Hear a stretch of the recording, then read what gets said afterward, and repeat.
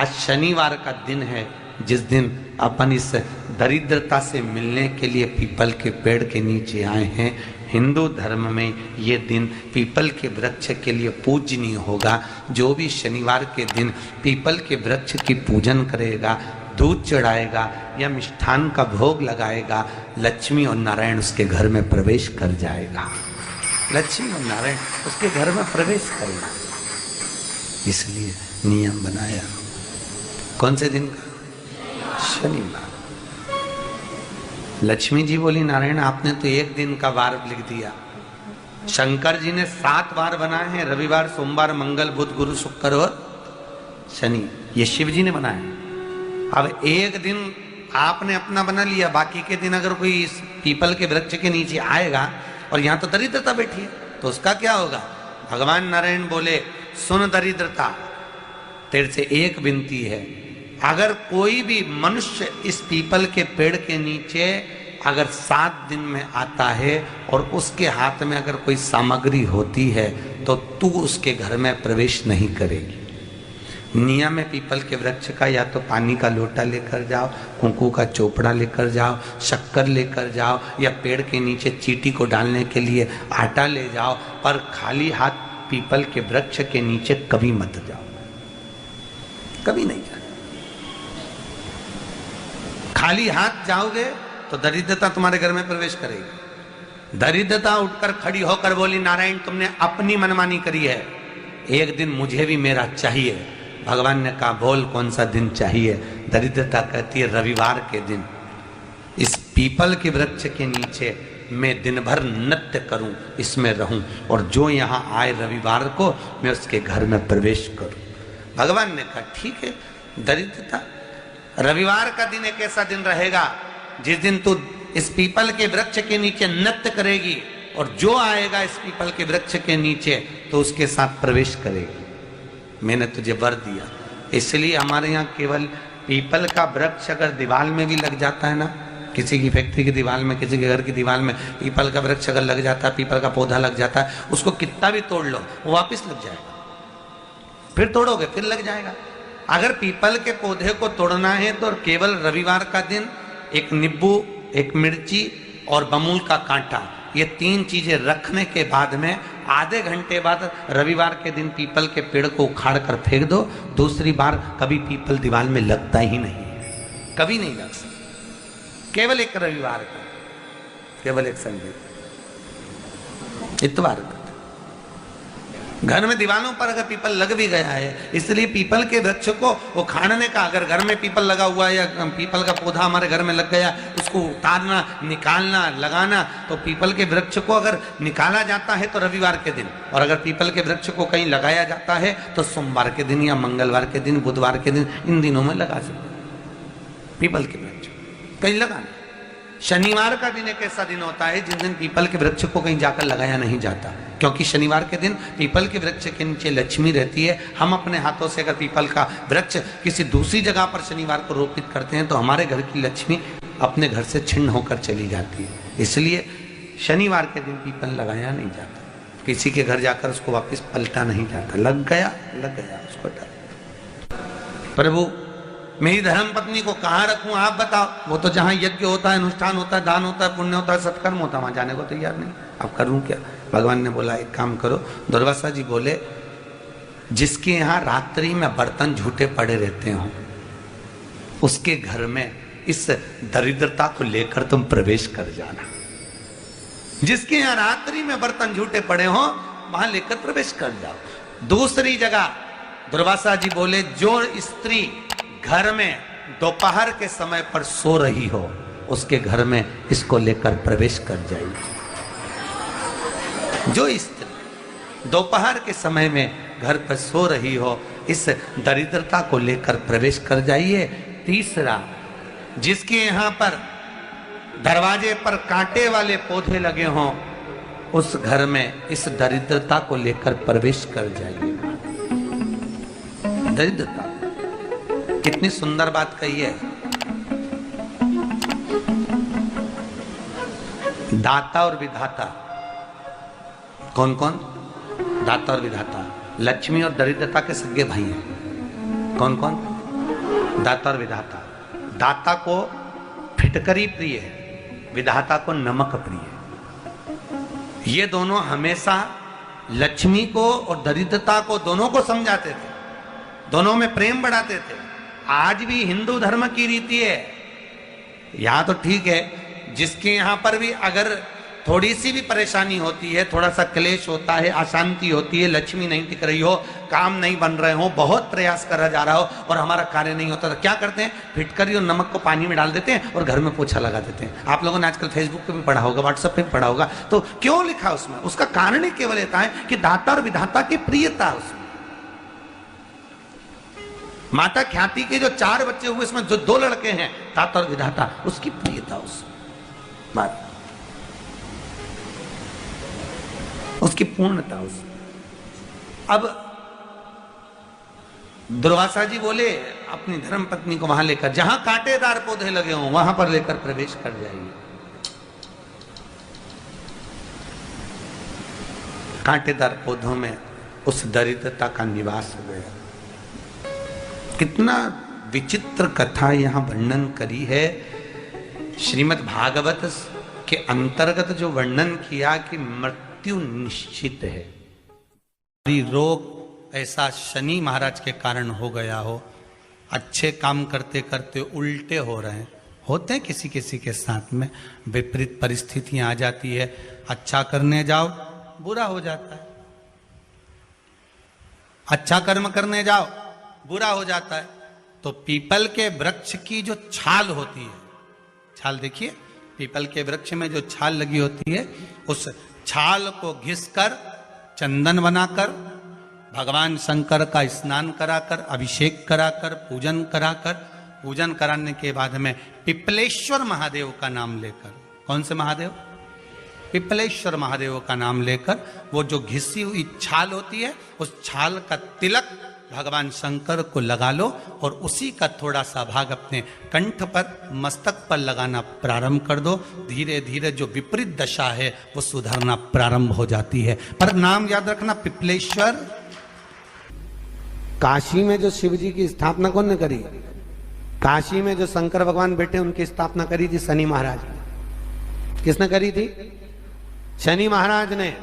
क्योंकि भगवान शनि महाराज को उनकी माता के द्वारा श्रापित हो गए और शनि महाराज कांपने लगे।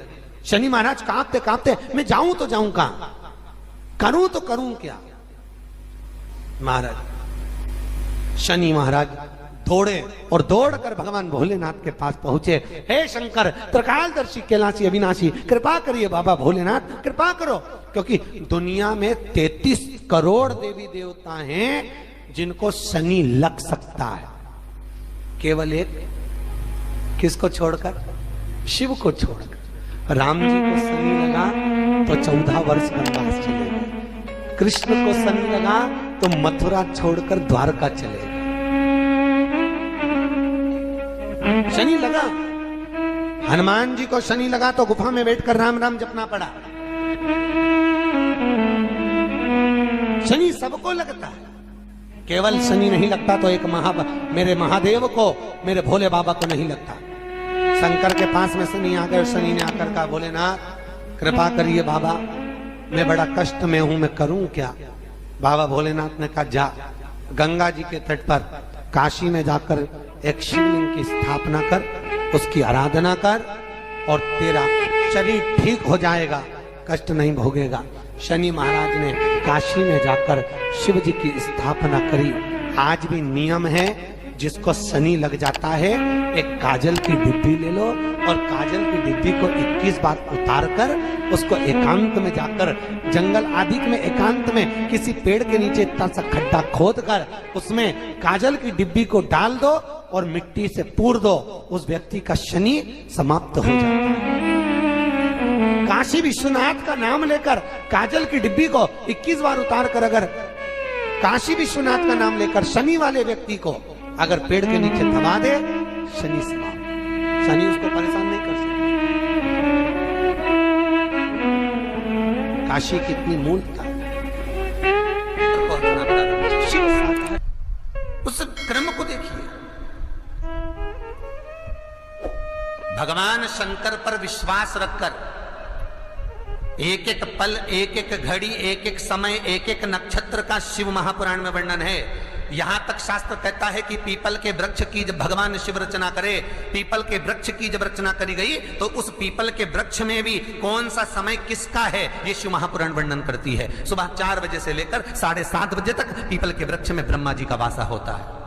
7:30 बजे से लेकर 10:30 पौने 11 बजे तक पीपल के वृक्ष में भगवान विष्णु का वासा होता है। 10:30 बजे से लेकर पीपल के वृक्ष में 11:30 बजे तक पितरों का वासा होता है। 11:30 बजे से लेकर 12:30 बजे तक पीपल के वृक्ष में आहूतों का वासा होता है। 12:30 बजे से लेकर शाम को 4 बजे तक पीपल के वृक्ष में वासुकों का वासा होता है। 4 बजे से लेकर शाम को 7:30 बजे तक पीपल के वृक्ष में शंकर का वासा होता है। 7:30 बजे से लेकर 9:30 बजे तक पीपल के वृक्ष में कुबेर का वासा होता है। 9:30 बजे से लेकर फिर कुबेर के वृक्ष में अन्य देवों का वासा चालू हो जाता है। इसलिए हमारा हिंदू धर्म कहता है, हमारे शास्त्र कहते हैं कि पीपल के वृक्ष को जब पूजा जाता है, पीपल के वृक्ष की जब पूजन करी जाती है तो सुबह 10:30, 11, ज्यादा से ज्यादा 11:30, ज्यादा से ज्यादा 12, उसके पहले पीपल के वृक्ष की पूजन कर लेना चाहिए। रात को कुबेर का वासा होता है, इसलिए पीपल के वृक्ष में दीपावली के दिन रात्रि को 8:30 बजे से लेकर 9:30 बजे के बीच में जो पीपल के वृक्ष के नीचे घी का दिया लगाता है उसके घर में कभी संपदा की कमी नहीं आती है, क्योंकि कुबेर स्वयं विराजमान होता है पीपल के वृक्ष के नीचे। क्यों? क्योंकि 11:30 बजे से लेकर 12:30 बजे तक पीपल के वृक्ष में पितरों का वासा रहता है, आहूतों का वासा रहता है, फिर वासुकों का वासा आता है।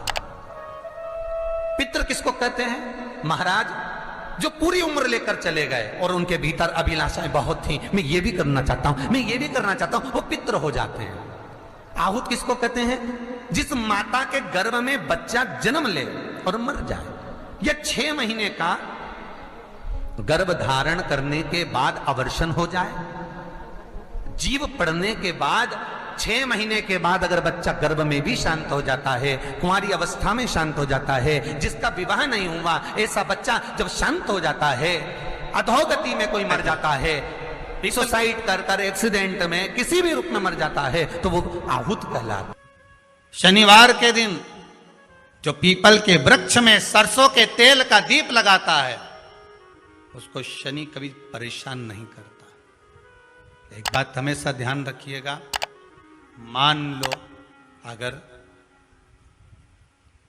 कोई भारी रोग ऐसा शनि महाराज के कारण हो गया हो, अच्छे काम करते करते उल्टे हो रहे हैं, होते हैं किसी किसी के साथ में, विपरीत परिस्थितियां आ जाती है, अच्छा करने जाओ बुरा हो जाता है, अच्छा कर्म करने जाओ बुरा हो जाता है। तो पीपल के वृक्ष की जो छाल होती है, छाल देखिए, पीपल के वृक्ष में जो छाल लगी होती है उस छाल को घिसकर चंदन बनाकर भगवान शंकर का स्नान कराकर, अभिषेक कराकर, पूजन कराकर, पूजन कराने के बाद में पिपलेश्वर महादेव का नाम लेकर, कौन से महादेव?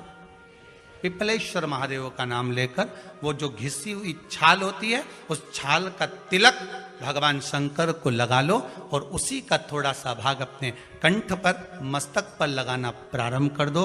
धीरे धीरे जो विपरीत दशा है वो सुधरना प्रारंभ हो जाती है। पर नाम याद रखना, पिपलेश्वर। जम कितना भी दुख, विपदा, कष्ट सम्मुख में खड़ा हुआ हो, कितना भी दुख, पूंजी धन की अगर आपको कमी पड़ रही है और ऐसा लग रहा है कि मेरे पास में कुछ भी नहीं, हम तो यहां तक कहेंगे कोई मकान बना रहे हो, बेटी का विवाह कर रहे हो, बेटे का विवाह कर रहे हो, कोई अच्छा कार्य कर रहे हो, धन संपदा की भी कमती दिखे तो समय पर कांता भगवान का स्मरण कर, कांता चक्र का स्मरण कर, शिव और नारायण का नाम लेकर, एक बेलपत्र, एक शमी पत्र, एक श्वेत पुष्प, एक लाल पुष्प, दोनों हाथ में लेकर भगवान शंकर के अशोक सुंदरी के स्थान पर अगर समर्पित करा जाए तो संपदा की भी कमी नहीं आती। वो कांता चक्र है जो नारायण के। यहां तक शिव महापुराण की कथा कहती है, अगर कोई विद्वत ब्राह्मण ने आपको बताया है कि आपके घर में पितृदोष है कोई विद्वान ब्राह्मण ने बता दिया कि आपके घर में काल सर्प दोष है, कोई विद्वान ब्राह्मण ने बता दिया कि आपके यहाँ पर ये वास्तु दोष है और इस दोष को मिटाना जरूरी है। कोई ने आपको बताया, उस समय पर हमें घबराना नहीं।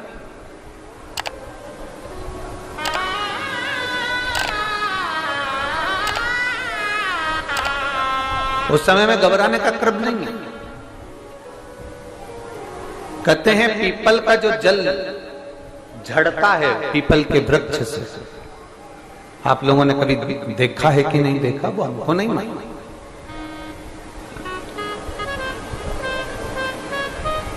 कितना भी अगर कोई वास्तु दोष बता दिया, पितृ दोष बता दिया, काल सर्प दोष बता दिया, कितना भी अगर कोई दोष बता दे, तो पीपल का जो जल वृक्ष में से झड़ता है, कभी कभी आप उसके नीचे हाथ रखकर देखना, थाली रखकर देखना, उसमें पत्थर पर देखना, तो वहां पर भी पानी के निशान आपको मिलेंगे, बूंद के निशान मिलेंगे।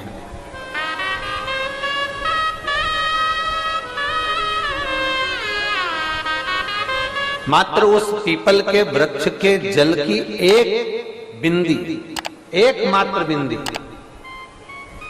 शंकर भगवान का जो शिवलिंग है, जलाधारी है, चरण है, गणेश कार्तिकेय का स्थान है, अशोक सुंदरी का स्थान है, और प्रत्येक जलाधारी में से पानी बीच में से आकर नीचे की ओर गिरता है, नीचे की ओर गिरता है। आप लोगों के स्मरण में हमने पहले भी बताया कि राइट में किसका स्थान है, गणेश जी का, लेफ्ट में कार्तिकेय, बीच में अशोक सुंदरी। ये क्या है, पार्वती जी का हस्त कमल शिवलिंग, और ऊपर से जो जल एक एक बूंद शंकर जी के शिवलिंग पर गिर रहा है, वो शंकर जी की 5 लड़कियां, जया, विषहरा, शामली बारी, दौतली और देव, शंकर जी की 5 लड़कियों, एक एक बूंद पानी शिव जी पर गिरा। जहां जल नीचे गिरता है उस स्थान से जहां तक जल बहकर जा रहा है, उस स्थान तक 33 कोटि देवताओं का स्थान, 33 कोटि देवताओं का स्थान। अब जहां पानी आया, जहां नीचे गिरा, उसके बीच में जो स्थान होता है, आप लोगों ने देखा है कि नहीं देखा? जिनने देखा है जरा हाथ उठाओ। ये पानी जैसे यहां तक आया और यहां के बाद नीचे गिरेगा, तब वो नाली के माध्यम से बाहर जाएगा। तो जितनी दूर यहां से वो नीचे की ओर जो गिर रहा है, यहां से वो नीचे की ओर जो पानी जा रहा है, ये जो स्थान होता है, ये हमारे 3 दोषों को निवारण तुरंत कर देता है। एक हमारा पितृदोष, एक हमारा काल सर्प दोष, और एक हमारा वास्तु दोष का निवारण ये तुरंत करता है। और ये तो हमने केवल आपको शिव महापुराण के माध्यम से बताया कि ये 3 दोष का निवारण कर देता है, पर यदि कभी आप ध्यान से लिंग पुराण को पढ़ेंगे, आप यदि लिंग पुराण को पढ़ेंगे और गीता प्रेस गोरखपुर की लिंग पुराण को लाकर यदि आप पढ़ते हैं, या गीता प्रेस गोरखपुर की शिव अंक को भी आप अगर पढ़ेंगे,